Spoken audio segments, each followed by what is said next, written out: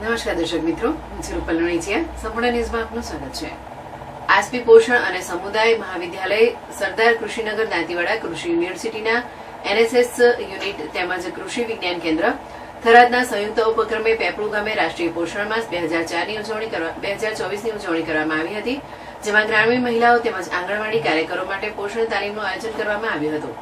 તાલીમમાં doctor Priti H Dave, NSS programme officer તેમજ મદદનીશ પ્રાધ્યાપક, આહાર પોષણ, દાંતીવાડા કૃષિ યુનિવર્સિટી દ્વારા મહિલાઓને સંતુલિત અને પોષણક્ષમ આહાર કેવી રીતે લેવો અને મહિલાઓને એનિમિયા થતો અટકાવવા શું ખાવું, ધાત્રી માતા તથા બાળકોમાં કુપોષણ નિવારવા માટે પૌષ્ટિક પૂરક આહારની વાનગીઓ કેમ બનાવી જેવી બાબતોની સમજણ આપતું માહિતીપ્રદ વ્યાખ્યાન આપ્યું હતું. સમગ્ર કાર્યક્રમનું આયોજન થરાદ કૃષિ વિજ્ઞાન કેન્દ્રના મુખ્ય વૈજ્ઞાનિક અને વડા ડોક્ટર પુષ્પરાજસિંહ અને આસપી પોષણ અને સમુદાય મહાવિદ્યાલયના આચાર્ય ડોક્ટર SR વ્યાસના માર્ગદર્શન હેઠળ કરવામાં આવ્યું હતું.